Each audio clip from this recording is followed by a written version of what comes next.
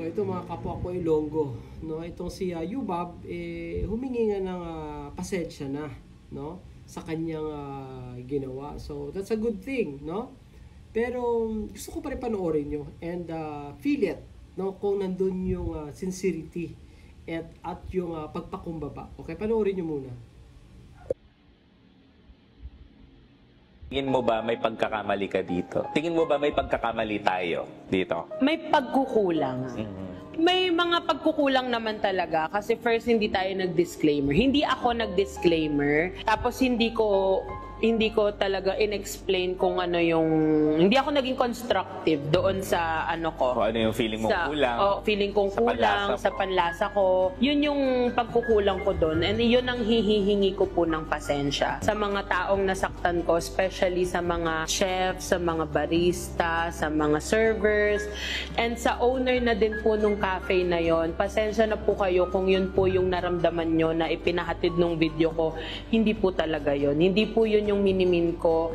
Ang gusto ko lang po is ibigay lang yung feedback ko na hindi po ako nasarapan doon sa food, sa mga natikman ko, pero hindi po para pasamain. Hindi ko po hiniling ever na may magsarang restaurant just because of my feedback. Hindi ko ever hiniling na may mawalan ng trabaho dahil lang sa hindi ako nasarapan. Kasi nasa industriya din po ako ng food. Kasi nga po, di ba, nag-culinary ako. So, alam ko din po kahit papaano yung hirap niya dyan, kung paano ginagawa, yung hirap sa kitchen, alam ko rin naman po yun. So yun po ang hihihingi ko ng pasensya sa inyo na nagkulang ako ng kung paano ko dineliver din, kung paano ko siya sinabi. Siguro doon po na parang pakiramdam nyo na bastos ko yun, hindi ko po minimin na bastusin kayo. Yun lang naman po yung ano ko. Gusto ko lang sabihin kung ano yung totoong nalasahan. Dito ako nababad trip sa nag-i-interview na nandun din siya kasama. No? Yung tanong na sa tingin mo ba meron tayong pagkukulang?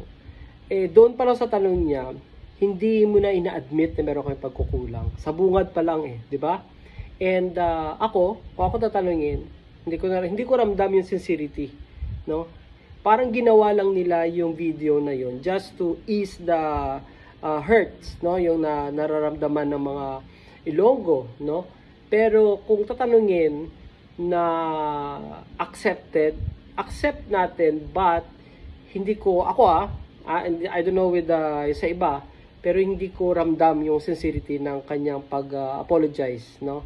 So, yun lang, I don't know with you guys kung nakakapwa ko Ilonggo kung accepted nyo, no? Yung kanyang public apology, pero hindi ko nakitaan ng pagpakumbaba.